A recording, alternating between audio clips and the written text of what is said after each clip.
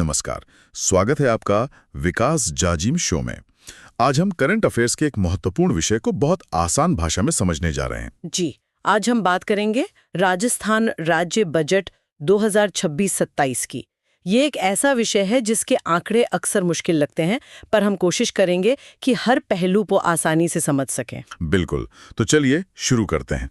सबसे पहली और मुख्य बात, जी, उप मुख्यमंत्री जो वित्त मंत्री भी हैं, श्रीमती दिया कुमारी द्वारा विधानसभा में बजट प्रस्तुत। हाँ, और जो सबसे पहली चीज ध्यान खींचती है वो है इसका साइज। सही कहा, बजट आकार है 6,10,956 करोड़ रुपए और ये 2023-24 से 41% अधिक है। 41%। ये एक बहुत बड़ा जंप है। मतलब सरकार का इरादा इंफ्रास्ट्रक्चर और योजनाओं पर जमकर खर्च करने का है। और इस बड़ी सोच के पीछे कोई विजन भी होगा? हाँ, बिल्कुल, एक विजन तय किया गया है। विजन विकसित राजस्थान एट 2047 हेतु 10 संकल्प। अच्छा, एट 2047। जी, एक लंबा लक्ष्य है और इसका एक सूत्र भी दिया गया है। क्या है वो? संकल्प सूत्र है। संकल्प से सिद्धि, नियत से नीति, आकांक्षा से उपलब्धि। ठीक है, तो ये तो एक ओवरव्यू हो गया। जी, अब हम अगली खबर पे आते हैं। हाँ, अब जरा अर्थव्यवस्था के जो हेल्थ इंडिकेटर्स हैं उन पर नजर डालते हैं। इसमें सबसे पहले आता है जीएसडीपी। जी, जीएसडीपी यानी ग्रॉस स्टेट डोमेस्टिक प्रोडक्ट। इसका अनुमान है 21,52,100 करोड़ रुपए। ये तो राज्य की कुल कमाई कह सकते हैं ना? बिल्कुल, और इसके बाद जो आंकड़ा है वो आम नागरिक से सीधा जुड़ा है। प्रति व्यक्ति आय? हाँ, प्रति व्यक्ति आय 2,02,349 रुपए। इसमें 21.15% की वृद्धि है। 21% की बढ़ोतरी? यह तो काफी अच्छी बात है। जी, बहुत सकारात्मक है। अब आते हैं उस आंकड़े पर जिस पर सबकी नजर रहती है, राजकोषीय घाटा। हाँ, बताइए। राजकोषीय घाटा है 79,492 करोड़ 52 लाख रुपीस, जो कि जीएसडीपी का 3.69% है। मतलब कमाई और खर्च का अंतर। सीधा सीधा वही। अब देखते हैं कि कमाई कितनी है। राजस्व प्राप्तियां हैं 2,55,740 करोड़ 14 लाख रुपीस। और इसके मुकाबले खर्च? राजस्व व्यय है 50,054 करोड़ 7 लाख रुपए। अच्छा, तो खर्च कमाई से लगभग दुगना है। हाँ, और इसी वजह से जो राजस्व घाटा है वो है 24,313 करोड़ 93 लाख रुपए। ठीक है, तो ये अर्थव्यवस्था की तस्वीर साफ हो गई। जी, अब हम अगली खबर पर आते हैं। ये सेक्शन युवाओं के लिए बहुत महत्वपूर्ण है, रोजगार और परीक्षा सुधार। हाँ, सबसे बड़ा सवाल, नौकरियों का क्या? तो देखिए, सरकार का जो संकल्प था 4 लाख भर्तियों के संकल्प पर कार्य जारी है। और अभी की स्थिति क्या है? अभी 1,43,000 पदों पर भर्ती प्रक्रियाधीन है, मतलब प्रोसेस में है। और आगे के लिए? आगे के लिए 1 लाख पदों हेतु परीक्षा कैलेंडर जारी कर दिया गया है। ये तो अच्छी खबर है, लेकिन परीक्षाओं में जो गड़बड़ी होती है उसका क्या? उसका भी समाधान निकालने की कोशिश हुई है। नेशनल टेस्टिंग एजेंसी की तर्ज पर राज्य टेस्टिंग एजेंसी बनेगी। अच्छा, एनटीए की तरह? जी, ताकि पारदर्शिता बढ़े।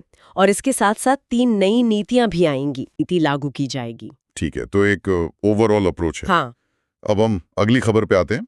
अब बात करते हैं उन युवाओं की जो नौकरी नहीं बल्कि अपना काम शुरू करना चाहते हैं। स्वरोजगार। जी, इसके लिए एक नई योजना है, मुख्यमंत्री युवा स्वरोजगार योजना। इसमें क्या खास है? इसमें 1 लाख युवाओं को 10 लाख रुपए तक ऋण सुविधा व मार्जिन मनी सहायता दी जाएगी। 1 लाख युवाओं को 10 लाख तक का लोन? इसके लिए बजट कितना है? इसके लिए कुल 1,000 करोड़ रुपए का प्रावधान है। और स्टार्टअप्स के लिए भी कुछ है? आजकल इसकी बहुत चर्चा होती है। हाँ, स्टार्टअप्स के लिए भी सोचा गया है। स्टार्टअप प्रोत्साहन हेतु वाइब्रेंट प्रोग्राम शुरू किया जाएगा। वाइब्रेंट प्रोग्राम, ठीक है। जी, अब हम अगली खबर पे आते हैं। अगला मुद्दा है पानी और इंफ्रास्ट्रक्चर का, जो किसी भी राज्य के विकास की नींव होता है। और राजस्थान के लिए तो पानी हमेशा से एक बड़ा मुद्दा रहा है। बिल्कुल, तो अमृत 2.0 के तहत 3 लाख पेयजल कनेक्शंस दिए जाएंगे। 3 लाख नए कनेक्शन? हाँ, और इंफ्रास्ट्रक्चर पर जो कुल खर्च होगा वो भी बड़ा है। 2024-25 में 30,427 करोड़ रुपए पूंजीगत व्यय होगा। इसमें कुछ बड़ी परियोजनाएं भी शामिल है ना? जी, बहुत बड़ी, जैसे शेखावाटी हेतु यमुना जल लाने के 32,000 करोड़ के कार्य प्रारंभ हो गए हैं। ये तो बहुत महत्वाकांक्षी प्रोजेक्ट है। हाँ, और एक और है रामजल सेतु लिंक परियोजना। इसके लिए 26,000 करोड़ के कार्यादेश जारी हो चुके हैं। एक ट्रांसमिशन लाइन की भी बात है। जी, 1092 गांवों की 20 लाख आबादी हेतु सूरजपुरा चाकसू ट्रांसमिशन लाइन बनाई जाएगी। इसकी लागत करीब 650 करोड़ रुपए है। तो मतलब पानी को लेके कई स्तरों पर काम हो रहा है। बिल्कुल। और इन सबको एक फ्रेमवर्क में लाने के लिए एक नई राजस्थान स्टेट वाटर पॉलिसी भी बनेगी। चलिए, ये अच्छा है। अब हम अगली खबर पर आते हैं। अब बात करते हैं राज्य की अर्थव्यवस्था की रीढ़ की, किसान, कृषि एवं किसान कल्याण। किसानों के लिए क्या है इस बजट में? सबसे पहले तो सिंचाई कार्यों पर 11,300 करोड़ रुपए खर्च होंगे। और बिजली की समस्या के लिए? उसके लिए सोलर पंप्स पर जोर है। 50,000 सोलर पंप लगाए जाएंगे, जिसके लिए 500 करोड़ रुपए का बजट है। और छोटे किसानों का क्या, जिनके पास महंगे उपकरण नहीं होते? उनके लिए भी एक बहुत अच्छी पहल है। 500 कस्टम हायरिंग सेंटर खुलेंगे, जिन पर 96 करोड़ रुपए खर्च होंगे। जहां से वो उपकरण किराए पर ले सकते हैं? जी बिल्कुल। इसके अलावा अच्छी फसल के लिए अच्छे बीज जरूरी हैं। तो बीज स्वावलंबन योजना के तहत 70,000 क्विंटल बीज पर 90% अनुदान दिया जाएगा। और किसानों को नई तकनीक सिखाने के लिए? उसके लिए 3,000 किसानों की एक्सपोजर विजिट कराई जाएगी। ये भी अच्छा है। और सबसे जरूरी, पैसा, लोन की क्या व्यवस्था है? हाँ, तो 35 लाख किसानों को 25,000 करोड़ का अल्पकालीन फसली ऋण देने का लक्ष्य रखा गया है। ठीक है। जी, कृषि से जुड़ा हुआ ही एक और जरूरी क्षेत्र है पशुपालन एवं डेयरी। हाँ, ग्रामीण आय का बड़ा स्रोत है ये। बिल्कुल। तो 200 ग्राम पंचायतों में पशु चिकित्सा उपकेंद्र खोले जाएंगे। नए उपकेंद्र? और जो पहले से हैं? उनमें से भी 25 उपकेंद्र और 50 अस्पताल क्रमोन्नत किए जाएंगे, मतलब उन्हें अपग्रेड किया जाएगा। अच्छा, और डेयरी सेक्टर के लिए कोई बड़ी घोषणा? हाँ, अलवर में 3 लाख लीटर प्रतिदिन की क्षमता वाला मिल्क प्लांट लगेगा। और जो दुग्ध उत्पादक हैं, उन्हें सीधे तौर पर क्या फायदा मिलेगा? उनके लिए दुग्ध उत्पादक संबल योजना जारी रहेगी, जिसके लिए 700 करोड़ का प्रावधान है। अच्छा, और महिलाओं के लिए भी एक घोषणा जुड़ी है इससे। जी, लखपति दीदी योजना में ऋण की सीमा अब 1.5 लाख रुपए तक कर दी गई है। 1.5 लाख रुपए। जी। अब हम अगली खबर पर आते हैं। अब आते हैं भविष्य पर, यानी शिक्षा क्षेत्र। हम्म। इस पर कुल 69,000 करोड़ रुपए खर्च होंगे। ये तो बहुत बड़ी रकम है। इसमें स्टूडेंट्स के लिए क्या है? स्टूडेंट्स के लिए एक बहुत अच्छी घोषणा है। मेधावी विद्यार्थियों को 20,000 रुपए का ई-वाउचर मिलेगा, जिससे वो टैबलेट या लैपटॉप खरीद सकते हैं। वाह। और छात्राओं के लिए? कक्षा 9 की छात्राओं को साइकिल के लिए ई-वाउचर दिया जाएगा। ये भी बहुत अच्छी पहल है। जी, और महिला सशक्तिकरण को ध्यान में रखते हुए 150 महाविद्यालयों में रानी लक्ष्मीबाई केंद्र बनेंगे, जहां 25,000 छात्राओं को ट्रेनिंग दी जाएगी। और एक ड्रीम प्रोग्राम का भी जिक्र है। हाँ, ड्रीम प्रोग्राम से 50,000 विद्यार्थी लाभान्वित होंगे। स्कूलों के इंफ्रास्ट्रक्चर के लिए भी कुछ है? जी, 400 विद्यालय पीएम राइज स्कूल के तौर पर विकसित किए जाएंगे। ठीक है। अब हम अगली खबर पे आते हैं। अगला सेक्टर है ऊर्जा एवं सड़क। बिजली और कनेक्टिविटी। बिल्कुल।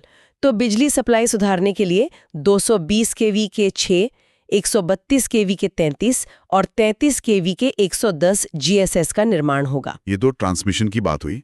उत्पादन के लिए? उत्पादन के लिए रिन्यूएबल एनर्जी पर फोकस है। बीकानेर जैसलमेर में 4,830 मेगावाट का सोलर पार्क बनेगा। 4,830 मेगावाट, ये तो बहुत बड़ा है। जी, विशाल है। और सड़कों की क्या स्थिति है? सड़क मरम्मत के लिए 500 करोड़ रुपए रखे गए। और नई सड़कें? 2,700 करोड़ रुपए से 500 किलोमीटर के स्टेट हाईवे बनाए जाएंगे। चलिए, इससे कनेक्टिविटी बेहतर होगी। जी बिल्कुल। अब हम अगली खबर पर आते हैं। इस बजट की एक खास बात है इसका ग्रीन बजट वाला हिस्सा, पर्यावरण पर फोकस। ग्रीन बजट, ये क्या है? मतलब बजट का एक हिस्सा सिर्फ पर्यावरण से जुड़े कामों के लिए रखा गया है, और ये हिस्सा है 33,476 करोड़ रुपए का हरित बजट। अच्छा, तो इसमें क्या क्या किया जाएगा? एक बड़ा मिशन लॉन्च होगा, मिशन हरियालो राजस्थान। इसके तहत 10 करोड़ पौधरोपण का लक्ष्य है। 10 करोड़ पौधे? हाँ, और इसके लिए एक पूरा प्लान है। सभी जिला मुख्यालयों पर नमो नर्सरी बनाई जाएगी, जहां पौधे तैयार होंगे। जी, और प्रत्येक पंचायत समिति में एक नमो वन विकसित किया जाएगा। और शहरों के लिए? शहरों में 16 जिलों में ऑक्सीजन मॉडल उद्यान बनेंगे। ये एक बहुत ही जरूरी और अच्छी पहल है। निसंदेह। अब हम अगली खबर पर आते हैं। अब बात करते हैं स्वास्थ्य की। जी, हेल्थ सेक्टर में क्या घोषणा है? सबसे पहले तो जयपुर के जेके लोन अस्पताल में 500 बेड का आईपीडी टावर बनेगा। ये बच्चों के अस्पताल के लिए है? जी बिल्कुल। और इमरजेंसी में इलाज के लिए एक नई योजना शुरू होगी, राज्य सुरक्षा योजना। ये आपात उपचार हेतु है। और अस्पतालों में भोजन व्यवस्था के लिए? उसके लिए 100 करोड़ की लागत से अटल आरोग्य फूड कोर्ट बनाए जाएंगे। एक मोक्ष वाहिनी योजना का भी जिक्र है, वो क्या है? ये एक बहुत संवेदनशील पहल है। मोक्ष वाहिनी योजना के तहत निःशुल्क सुविधा दी जाएगी पार्थिव शरीर को ले जाने के लिए। अच्छा, ये निःशुल्क होगी? जी। अब हम अगली खबर पर आते हैं। और अब अंत में कुछ और महत्वपूर्ण घोषणाएं जो अलग-अलग क्षेत्रों से हैं। बताइए। एक बीबीजी रामजी योजना है जिसके लिए 4000 करोड़ का बजट है। ये शायद बालिका और बाल कल्याण से जुड़ी है। और सरकारी कर्मचारियों के लिए भी कुछ है? हाँ, वेतनमान विसंगति जांच हेतु एक उच्च स्तरीय समिति बनाई जाएगी। ये उनकी पुरानी मांग थी। जी। पर्यटन और टेक्नोलॉजी के मोर्चे पर क्या है? कुलधरा में एक पर्यटक सुविधा केंद्र और अल्ट्रा लग्जरी टूरिज्म जोन बनेगा। जैसलमेर में? हाँ, और सभी नगरीय निकायों में स्मार्ट सेवा केंद्र खुलेंगे। साथ ही 100 सेवाएं अब व्हाट्सएप प्लेटफॉर्म पर भी मिलेंगी। ये तो आम लोगों के लिए बहुत सुविधाजनक होगा। बिल्कुल। और आखिर में बच्चों के लिए एक और घोषणा। जी। 7,500 आंगनबाड़ी नंद घर के रूप में विकसित की जाएंगी। तो कुल मिलाकर एक बहुत बड़ा और विस्तृत बजट है। हाँ, घोषणाएं तो हर वर्ग के लिए हैं। अब इनका जमीन पर उतरना ही असली चुनौती होगी।